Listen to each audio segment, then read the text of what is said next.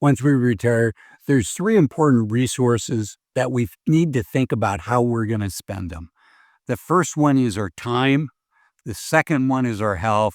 And the third one is our dollars, our money. And that's what I want to talk about. I want to talk about that third one, how we spend our money in retirement. Because if you don't have a plan, you're going to end up looking back and saying, gee, I wish I had spent my money differently. And the world is so different today than when you and I were younger.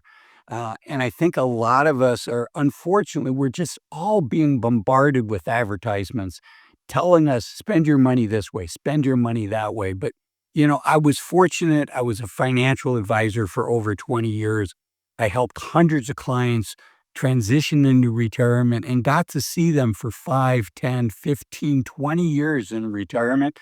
And these are the things that I saw that brought them joy as far as how to spend your money in your 60s and 70s. And the first one is spending your money on memories, on things that bring joy to your heart when you think back at them in the past. And one of the things, I have an exercise for you. One of the things to think about doing is write down on a list, how did you spend your money in the last 90 days, the last 6 months, the last year? And I suspect a lot of us, when we do that, we're going to find that we spent money. Yeah, there's going to be things that we have to spend money on, right? The utilities for our home, fuel for our car, things like that. But there's going to be a whole lot of things that didn't make that list that used a lot of money. And so, is that really how we want to look back at the end of our life and say, this is how I spent my money? So it's first on memories. I would argue on adventures as well. Adventures being things that you're looking forward to doing, things that you enjoy doing in the moment, and things that you look back at and back on and say that you're glad that you did it. And oftentimes it's that anticipation that can be the healthiest for us. So having those adventures, things that keep us young, things that put a skip in our step, we have to be careful. One of the things that will give us good memories is spending money on our adult kids, but we have to be careful because we can overdo that, right? If they want to go back to grad school, or they want to buy a new car, or they wanna buy a house, it's just human nature, right? We have larger bank accounts because we've been saving for 30, 40 years. But you know what? That money is needed. It's needed for retirement, and there are loans to buy a home, they're called mortgages. There are loans to go back to grad school, they're called student loans. There are loans for your car, they're called car loans. But you know what there are no loans for? There's no loans for retirement. That nest egg that we have is the nest egg that we have, so we need to choose it wisely. I mentioned earlier about our health, right? One of those three resources. And that's another place that makes a lot of sense to invest our money. And we have to be careful, though. Doing things to stay healthy is, I think, time, effort, and money very well spent. But we have to be careful because healthcare is crazy here in the United States. I've been fortunate to travel to other countries, but the same service can cost dramatically different amounts for you and I, depending on the healthcare insurance that we have, and it's very dramatic when you look at Medicare.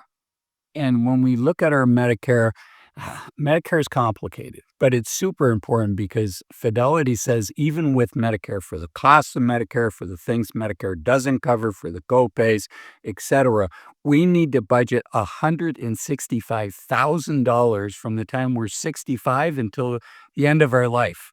That's a lot of money, so we need to choose wisely, and that's why I'm proud to partner with today's video sponsor, which is Chapter. They're a Medicare advisor, and I agreed to partner with them for a couple reasons. One is their service is free to you and I, so there's no reason not to use a firm like Chapter. Two is it's a space that we really need to look at. I mean, our plans change every year. As far as like our doctors that are going to be covered on it, doctors move. The cost can change. The plan benefits are standardized, but the cost is not standardized, and the cost can vary dramatically. Um, And the third one is we change, right? As we get older, we may need different prescriptions. So it really makes a lot of sense every year to check your Medicare. And the reason I like Chapter is because if you're on the right plan, they're going to tell you you're on the right plan. So they have a great database that has up to date information on all the Medicare plans nationwide. And they've compensated their team in a way where they're indifferent amongst the various plans. So they're going to tell you if you're on the right plan. That's really important for me. They're about to get busy because it's open enrollment season. You can reach them at this link here at the phone number up above. Do yourself a favor, don't wait to last minute. Open enrollment is October 15th to December 7th. Reach out to them right away. At least schedule an appointment or talk to them now. Take 15 or 20 minutes, and their average client saves $1,100 a year. That's $100 a month. That's real money. Okay, let's keep going on how to spend your money in your 60s and 70s. And I think investing in your health, going to the gym, buying yourself if you enjoy road biking and you're not road biking because maybe, you got a clunker of a bike, and if you had a slightly better bike, you would road bike more. You know what? Invest the money. Get that road bike. Here's the thing nobody talks about. A lot of retirees, and I suspect a lot of my viewers, are gonna end up never touching the money that we sacrifice, that we worked hard, that we give up sometimes we give up the youth of our senior years in order to keep working to save money that unfortunately a lot of us are never gonna spend. So when it comes to your health, spend. Spend money on your health. There's a studies some of my other videos talked about BlackRock, and they studied their clients, and they found that, about 50% of their clients had 80% to over 100% of the money that they initially retired with 17 to 18 years later. That's a really long period of time. There's an advisor that financial advisors listen to and learn from. His name's Michael Kitces. He's got a study that shows the same thing. So, yes, there's a risk of running out of money, but there's also a risk of never spending the money that we've worked so hard, to save, which is why it's important to have a financial plan. Without a plan, you're just guessing.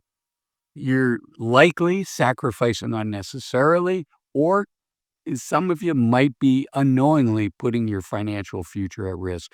Neither one of those are good things. Come up with a plan. The gold standard, work with a financial advisor, mea culpa.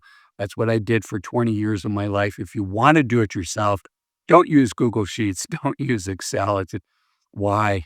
It takes a lot of time. You're likely going to make a formula mistake. I'm really good at Excel, and I wouldn't do it myself because I know somewhere in those 20, 30, 40 hours of work, there's gonna be a formula mistake. The software that I like is called Bolton, used to be called New Retirement. You can sign up for here. I am an affiliate, so you'll be supporting the channel, and if you like this video, the next video of mine that I think you should think about watching is this one here, which is why waiting to 65 to retire might be a big mistake. I'll see you in that video. Thanks for watching this one. Bye-bye.